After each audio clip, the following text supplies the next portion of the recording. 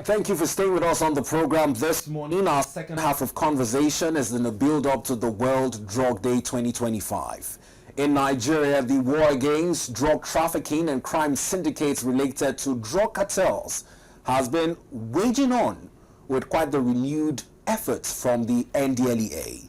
In our studios this morning is the Director, Media and Advocacy, NDLEA, Mr. Femi Babafemi. Good morning to you, sir, and welcome to the studios. Thank you, Vito. It's my pleasure. It's a pleasure to have you in the studio. Let's begin with the freedom of information the NDLEA has made available to the media.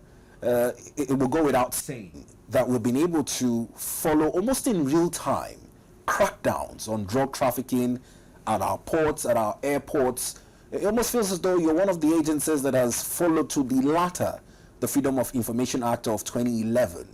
Is this been a conscious effort on the part of the agency, or what informed this media partnership? Very well, thank you once again, Bito. I'll tell you that indeed the NDLEA, it's an elite intelligence agency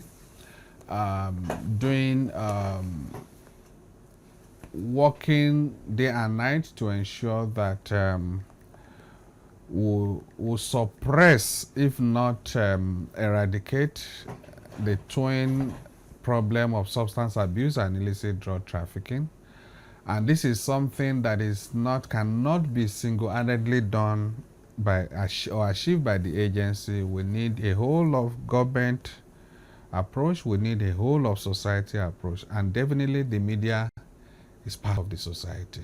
And if we have to, and it's something, what we're doing is something that needs, again, a lot of sensitization, awareness creation. We have to carry the public along so that they will understand first the dangers of substance abuse and even the trafficking itself.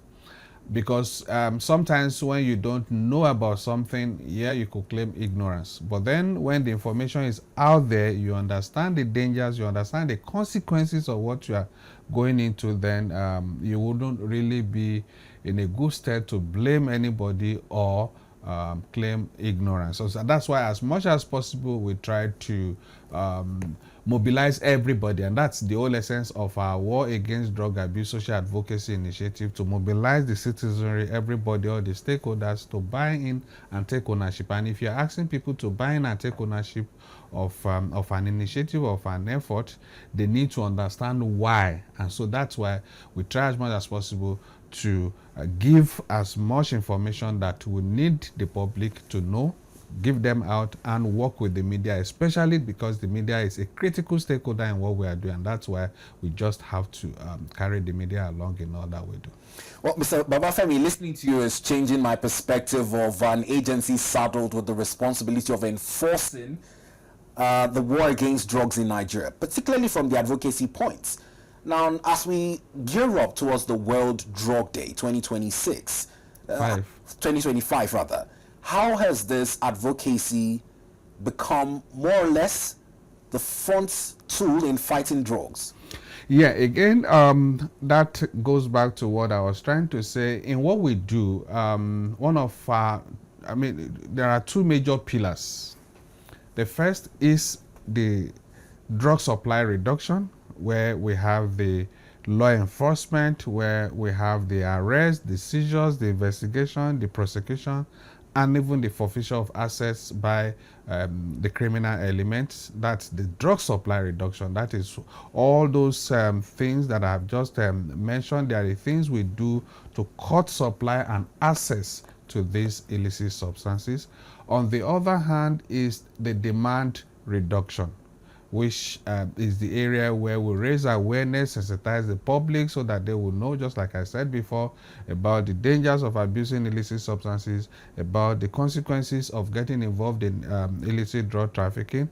And then when you raise awareness, when you sensitize the public, that's aimed at preventing people from going into substance abuse. And perhaps you have some people that still slipping into, for instance, in Nigeria today we have a population of say like over 230 million people, and as at 2018 the drug use survey report that was published in 2018 puts the figure of those that had abused illicit substances aged between 15 and 64 at that figure was put at 14.3 million Nigerians, meaning that the majority then definitely are still not the majority are not involved in substance abuse. So we need to prevent those people from going into substance abuse. And for those that have gone into substance abuse, again, one of the things we do is to provide them help, to provide them opportunities to get treatment, and that's again part of our drug demand reduction activities initiatives. We are the first responders in that area, and that's why across the country today we have over 30 treatment and counseling centers where people that are struggling with substance abuse can walk in and get counseling and get treatment. Then in addition to that, for those that may feel uncomfortable to walk into a physical rehab center to get help, we also have a call center where we have the same set of personnel that anybody will meet at a physical rehab facility, where we have those people, that's talking of counselors, clinical psychologists, psychotherapists, even psychiatric doctors. Will have them work at that call center 24/7. Then we have a toll-free helpline where people can sit in the comfort of their homes from any part of the country, call the toll-free helpline, and they will get the needed help, the needed assistance. And quite a number of people, hundreds and thousands of people, have been benefiting from that service, which is psychosocial support services and teletherapy. And for those that actually need physical checking into a rehab facility, this same center would also guide them to the nearest facility to them and walk through with them until they are done with their treatment and ensure their reintegration back to the society. So that's basically why what we're doing needs a lot of advocacy first, to get the people to prevent them from going into substance abuse, and for those that are already in it, to encourage them to seek treatment. Because if you don't, and that's one of the things, for instance, one of the initiatives under our advocacy agenda is we had the launch of that last year thereabout, which is the Save Our Families campaign, which was aimed at encouraging and driving drug integrity tests among the population, starting from the families, workplaces, worship centers, communities everywhere, so that they can embrace the drug integrity test. And the agency has these kits where people can make use on their own. The whole essence of that is to ensure that people get tested as often as possible, especially for parents that have young people at home, that you really cannot say whether they are already using drugs or not. These test kits are available, and what you need to do is to apply it on them first. It helps in early detection, and what early detection does is to also prevent the situation from getting complicated in the sense that at the point when it detected, it may be at the level of experimentation or just starting to use, rather than waiting until the whole thing gets into dependence or addiction. So that's one of the things we try to. And apart from that, drug integrity test getting us early detection, it also serves deterrence effect. That's so deterrence effect, because when your kids know that you have drug test kits at home, they are more careful. They have that in their psyche, in their mind, in their head, that okay, if I go out, if I go and mess up, if I go mingle with the wrong people, if I go and experiment with drugs, when I get back home, you never can tell my dad or my mom can ask me to come and do drug tests. You understand? So that puts some level of some self-restraint in them, and that helps. That's part of the whole advocacy effort. More like the first line of charity beginning at home. God bless you. Now, I'm also concerned about the affordability of these test kits. How much do they cost? And beyond the family, can it be adopted at schools and even at the workplace? Oh, absolutely. If I've had the whole essence. I mean, this campaign itself is targeting all spectrum, every strata of the society. Talking of the home is the starting point. It's available. I mean, schools are using it, especially tertiary institutions, and we're glad that quite a lot of institutions are adopting it. Even, for instance, where we are in Abuja here, the University of Abuja has adopted that as part of its admission policies. That you have to come with drug integrity test certificate before you resume, and quite a lot. I also know private institutions private universities are also using that. For instance, I know Abuad in Ekiti there, apart from coming as fresh students, apart from undergoing that, even when you are a returning student, that is, you go on break and you are coming back, you go through that again. So all of this really indeed, and when you talk of affordability, definitely it's something that's something that I mean, it's kind of money that people use to buy drinks, not something else. And here you could you give us a figure? Definitely, it ranges between 5,000 and 10,000 naira. I mean, which is not if people. It's a medical thing. It's a medical thing, and we're pushing. And already, apart from schools, I know also workplaces, quite a lot of government establishments are working with us on this. They are using it. Some use it as one of the requirements for promotion exam. It's adopted in a lot of establishments as a part of the processes for recruitment. In fact, the NDLEA is the first place where we started all of those things. I mean, if you have to come in, you have to undergo. The whole essence is not punitive. If you are dictated to be abusing if you test positive, the whole essence of it is to get you help early enough before it gets complicated. I mean, because when these things get complicated, apart from you getting dependent on certain substances, it may also come with a lot of health implications, challenges. So to avoid all of this, that's why we push this forward, and we're glad that it's been accepted. And even in marriages, for prospective couples, people that want to get married, because these days, I mean, we like I said, we are the first responders. We get people calling us in the middle of the night. Oh, my daughter is being chased around in the house by her husband who is drunk. You know, those kind of things. All of these things would have been settled early enough if people had undergone that test before they get married. Not to, if the individual, for instance, the man tests positive, is not to cut off or to stop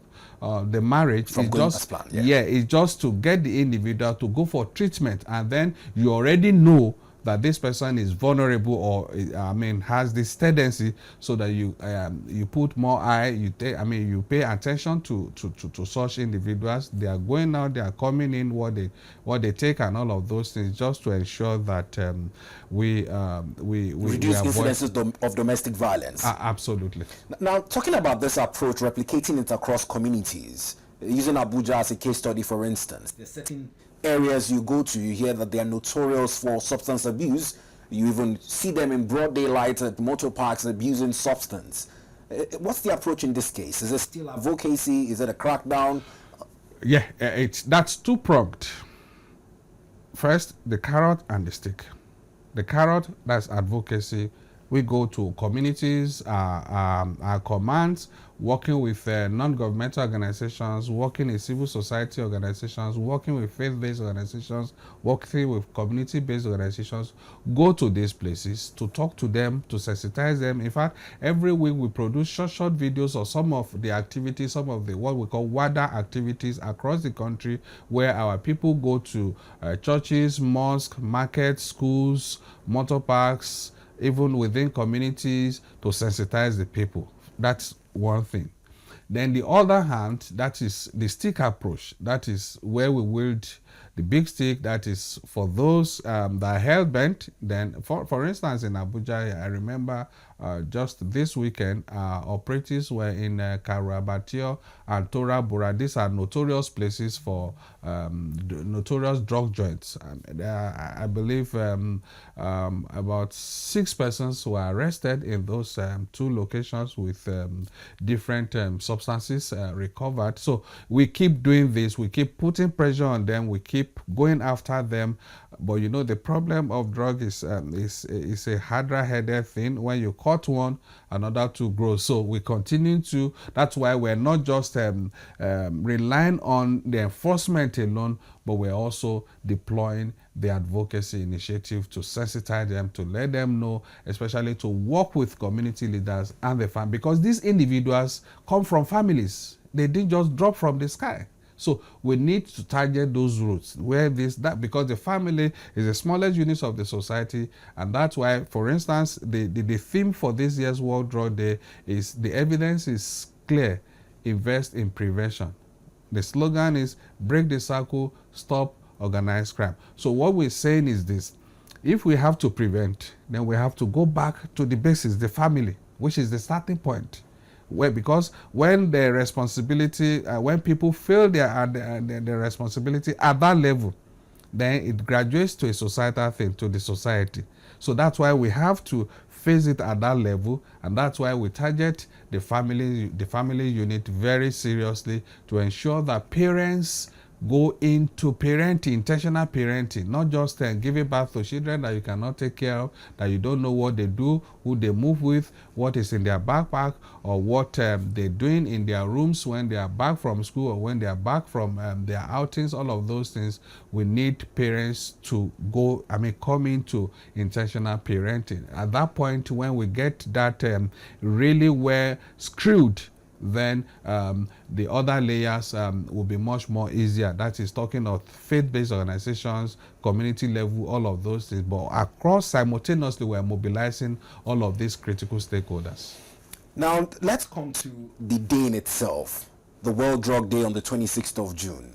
Talking about the theme and the need for collaborations with the United Nations Office on Drug and Crime. How far are preparations on ground for the day? Are there activities particularly to mark the day?